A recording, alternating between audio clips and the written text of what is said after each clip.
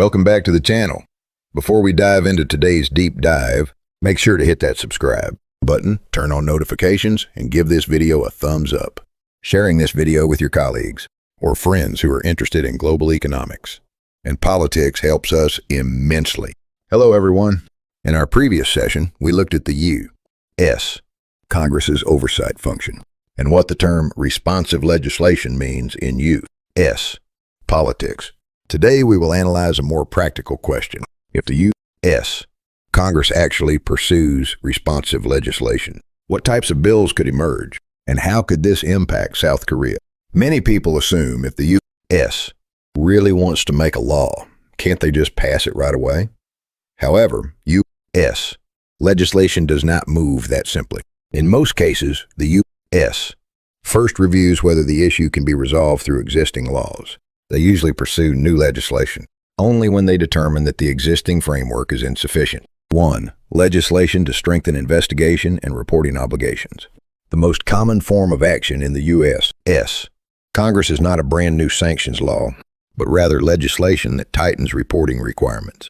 For instance, Congress may require agencies like the USTR Office of the U.S. Trade Representative, the Department of Commerce, or the Department of State to regularly report on trade issues with specific countries. Why do they do this? Because Congress needs a continuous flow of information to shape future policy decisions. 2. Legislation to expand or clarify executive branch authority. At times, the U.S. Congress supplements legal authority so that the executive branch can negotiate or investigate more aggressively. For example, in sectors related to specific industries, supply chains, advanced technology, or national security, Congress may amend existing laws to clarify the scope of investigations or reporting procedures. 3. Institutional improvements to protect U.S. companies. If Congress determines that U.S. companies are facing discrimination overseas, it may consider legislation demanding a more proactive response from the executive branch.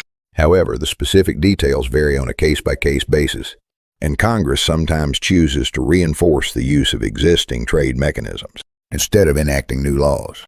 4. Legislation linking budgetary powers to oversight. The U.S. Congress holds the power of the purse. Therefore, there are cases where Congress includes reporting obligations or oversight procedures as conditions for budget approval, tied to how the executive branch handles specific trade issues. This approach serves as an institutional tool to increase executive accountability. Why should the South Korean government care? Here is the crucial point. U.S. congressional legislation does not directly control or dictate the South Korean government. However, the U.S. is one of South Korea's major trading partners, and both nations operate under a free trade agreement, FTA, and various economic cooperation frameworks. Therefore, shifts in U.S. trade policy have the potential to impact South Korean companies and industry. That said, the scope and degree of that impact will depend on the specific substance of the legislation, how the executive branch enforces it, and the outcomes of bilateral negotiations. How could the economic impact manifest? Looking at historical precedents, when U.S. trade measures tighten, the following phenomena are generally discussed. First, uncertainty within the relevant industries may increase. Second, companies may reevaluate their investment plans. Third, there may be moves to adjust export strategies and supply chains. Fourth, negotiations between the two governments may intensify. However, these impacts vary significantly by industry and do not affect every company or sector in the exact same way. What changes might occur diplomatically? Trade conflicts can arise even between the U.S. and its allies. In the past, countries like Japan, the European Union, Canada, and Mexico have all engaged in negotiations with the U.S. over trade issues. In such cases, negotiations through diplomatic channels usually occur first, followed by ministerial meetings or summits if necessary.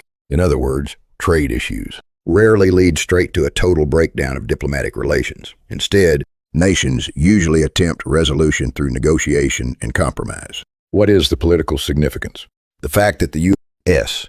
Congress continuously monitors a specific issue and mentions the possibility of legislation serves as a signal that the U.S.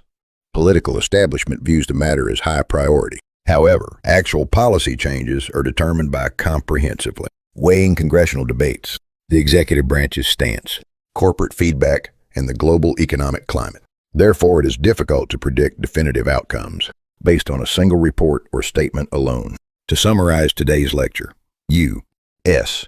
Congressional responsive legislation generally shares the following characteristics. Rather than immediately crafting new punitive laws, Congress frequently utilizes and supplements existing frameworks. It reviews potential legislation only after going through hearings, reports, negotiations, and executive actions. Even if legislation is actively pursued, it must pass through multiple hurdles, including the Senate, the House of Representatives, and the President's signature. Looking at past cases involving China, Japan, and the EU, the U.S. has tended to utilize investigations, negotiations, and, if necessary, additional measures in a phased step-by-step approach. Ultimately, responsive legislation by the U.S. Congress is neither a mere political gesture, nor a guarantee that a powerful law will automatically be enacted. More accurately, it should be understood as an institutional signal that the U.S. will continuously manage the issue and may deploy policy tools, including legislation if deemed necessary. This concludes our analysis of the U.S. Congress's oversight function and responsive legislation. That's it for today's analysis. If you found this breakdown insightful, please hit the like button and share this video with anyone who needs to stay ahead of global trade trends. Don't forget to subscribe and click the bell icon so you never miss our upcoming lectures. Let us know your thoughts in the comments below. Thank you for watching, and see you in the next video.